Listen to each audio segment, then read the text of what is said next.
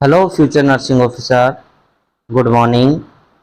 जैसा कि हमने जो पहली वाली क्लास थी फर्स्ट और सेकंड क्लास फर्स्ट के अंदर हमने देखा था कि कैंसर के बारे में, ऑन्कोलॉजी के बारे में कुछ टर्मिनोलॉजी देखी थी। सेकंड क्लास में देखा था, इसी फर्स्ट क्लास के अंदर डिफरेंस देखा था कि बिनाइन और मैलिग्नेंट क्या होता है। इसी के साथ सेकंड क्लास थी, सेकंड क्लास के अंदर कैंसर के क्या क्या इटियोलॉजी होते हैं ये देखा था उसके अंदर। आज देखेंगे हम कि कैंसर का क्लासिफिकेशन। तो कैंसर का क्लासिफिकेशन पढ़ने से पहले हमारे YouTube channel MK nursing classes को आप लाइक शेयर एंड सब्सक्राइब जरूर कीजिए।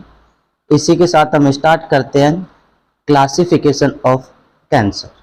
तो क्लासिफिकेशन ऑफ कैंसर अलग अलग टाइप से है। तो इसको हमने according to first basis of seriousness, मतलब सीरियसनेस का मतलब होता है कि कितना गंभीर है, गंभीरता के आधार पर देखा। तो एक है आपका बिनाइन और दूसरा आपका है मैलिग्नेंट। और हमने डिफरेंस देखा था कि बिनाइन क्या होता है, मैलिग्नेंट क्या होता है। ये हमारी क्लास फर्स्ट के अंदर आपको मिल जाएगा। इसका डिस्क्रिप्शन के अंदर आपको लिंक मिलेगा, वहां जाके आप इसको देख सकते हैं। सेकेंड क्लासिफिकेशन है इसका on the basis of affected tissue के आधार पर। और टिश्यू के आधार पर ये अलग अलग, फर्स्ट है कार्सिनोमा, सेकंड है सार्कोमा। तो कार्सिनोमा का मतलब क्या होता है कि एपिथेलियम टिश्यू का कैंसर होना।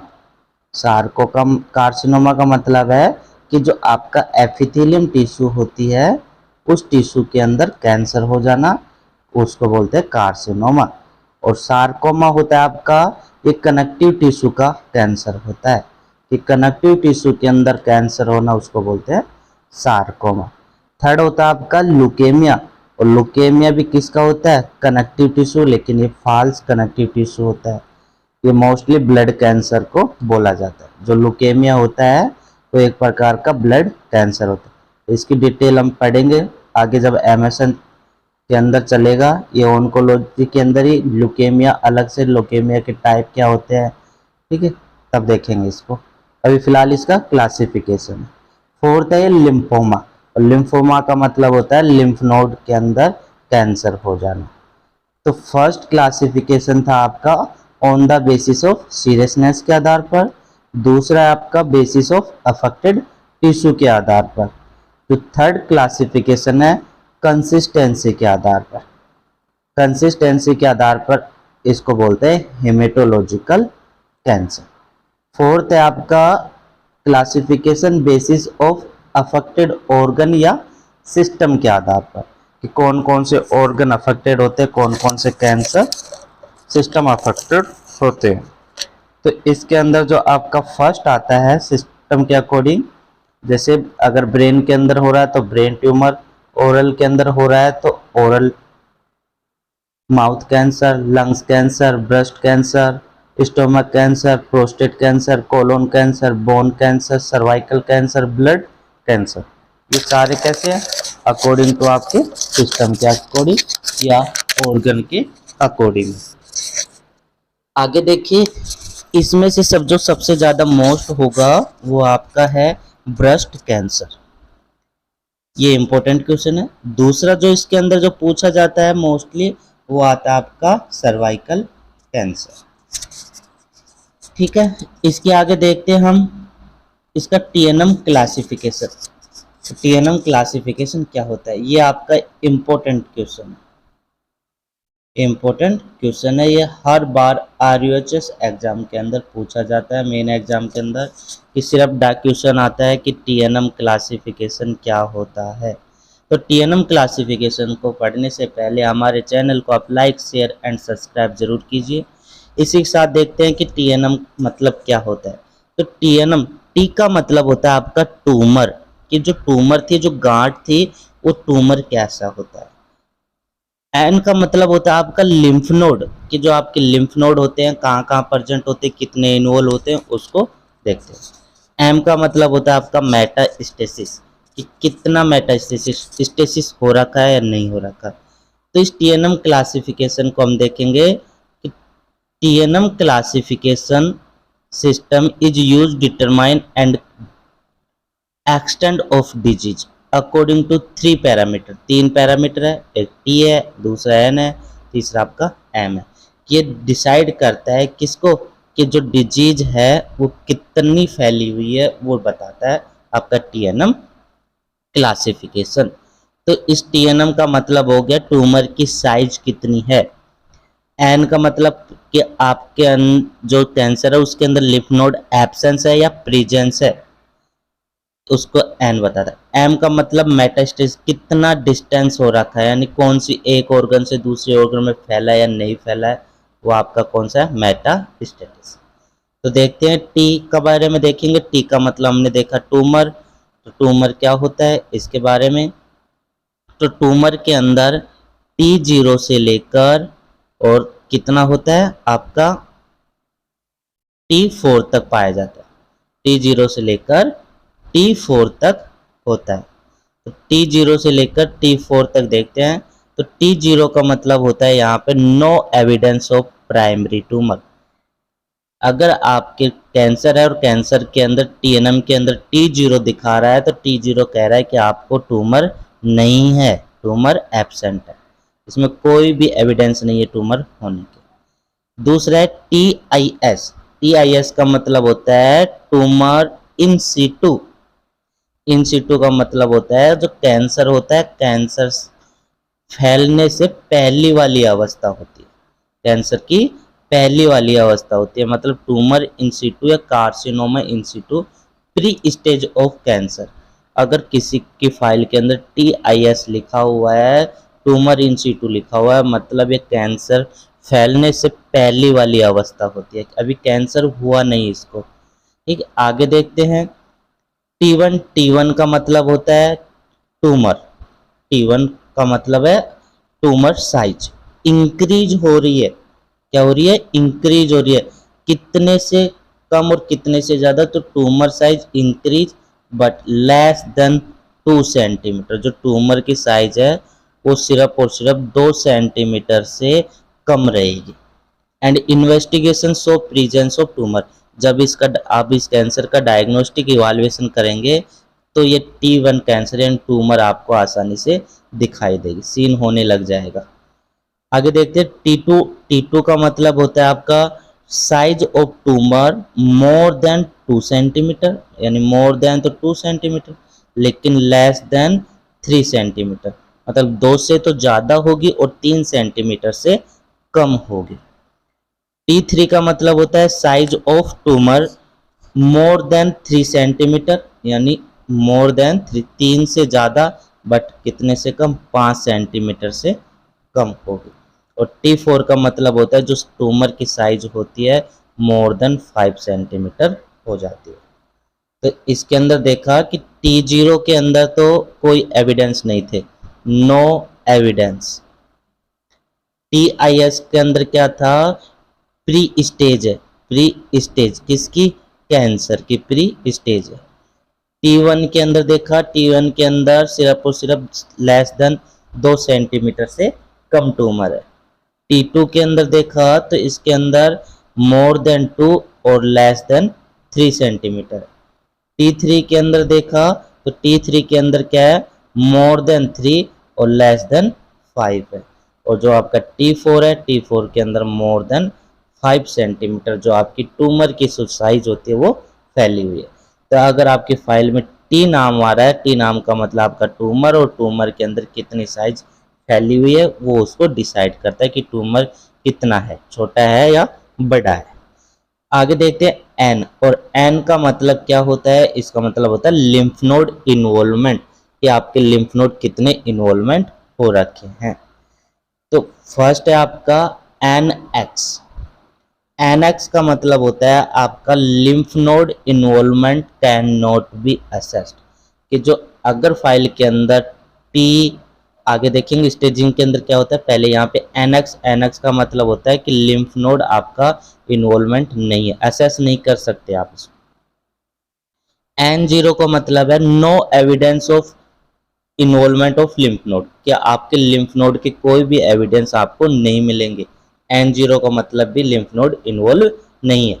आगे देखिए N1, और N1 के अंदर होता है आपका कि लिम्फ नोड इन्वॉल्व तो है, लेकिन कितने, सिर्फ और सिर्फ 1 लिम्फ नोड इन्वॉल्व होता है। N2 के अंदर मोर देन 1, यानी एक से ज़्यादा इन्वॉल्व होंगे। N3 के अंदर ऑल ऑक्जुएट रीजनल लिम्फ नोड, मतलब जहाँ पे आपके बॉडी के अंदर लिम्फ नोड प्रेजेंट है वो सारे लिम्फ नोड इन्वॉल्व होने लग जाएंगे। आपके एक्जिला के अंदर है, आपके चेस्ट के पास में पाए जाते हैं, आपके जहाँ जहाँ आपके यानी ये लिम्फ नोड होंगे वहाँ वहाँ आपके पूरे इन्वॉल्व हो जाते हैं N3 के अंदर। एम का मतलब होता है आपका मेटास्टेसिस, मतलब मेटास्टेसिस डिनोट करता है ट्यूमर को कितना फैला हुआ है, यानी एक जगह से दूसरी जगह गया है या नहीं गया। अगर MX आता है तो metastasis can not be assess, आप असेस नहीं कर सकते। अगर M0 है तो नो एविडेंस ऑफ मेटास्टेसिस, इसके अंदर मेटास्टेसिस का भी एविडेंस प्रेजेंट नहीं होगा। लेकिन अगर M1 आता है तो metastasis start and complete organ side, मतलब एक जगह से स्टार्ट हुआ, अगर वो लंग्स से स्टार्ट होता है तो आपका कहाँ पहुँचेगा, आपके GIT के अंदर पहुँच जाएगा। ठीक है, इसको बोलते हैं मेटास्टेसिस फर्स्ट। इसी के साथ देखते हैं स्टेजिंग एंड TNM क्लासिफिकेशन, कि अगर स्टेजिंग क्या होती है। तो स्टेजिंग क्या करता है, स्टेजिंग बताता है कि अगर कौन सी स्टेज का कैंसर है।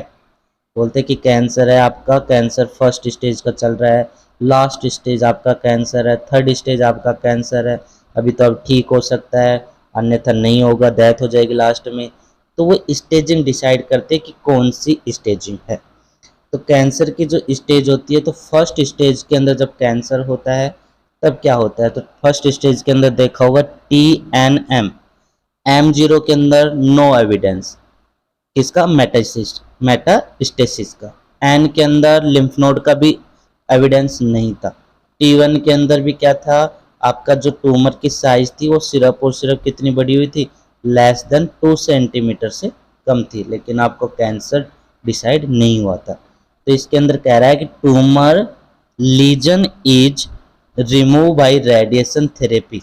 अगर स्टेज फर्स्ट है तो आप उसको क्या कर सकते हो, ट्रीटमेंट कर सकते हो, किसके द्वारा, रेडिएशन थेरेपी के द्वारा। ये क्या होता है, सर्वाइवल चांसेज होते हैं कितना, 70 से 90%, 70 से 90% ओनली 5 ईयर। अगर कोई कैंसर है और कैंसर की फर्स्ट स्टेज के अंदर चल रहा है तो उसको ठीक किया जा सकता है, किसके द्वारा, रेडिएशन थेरेपी के द्वारा। और इसके जो सर्वाइवल चांस होते हैं 70 से 90% चांसेस होते हैं। आगे देखिए स्टेज सेकंड, अगर कोई पेशेंट स्टेज सेकंड कैंसर में आता है तो इसके अंदर क्लिनिकल एग्जामिनेशन शो होने लग जाते हैं, क्योंकि देखा होगा T2 का मतलब जो ट्यूमर की साइज थी वो कितने से, मोर देन 2 सेंटीमीटर और लेस देन 3 सेंटीमीटर हो गई थी। उसके बाद में N1, और N1 के अंदर क्या था कि लिम्फ नोड, 1 लिम्फ नोड आ गया था, एक लिम्फ नोड इन्वॉल्व हो गया था।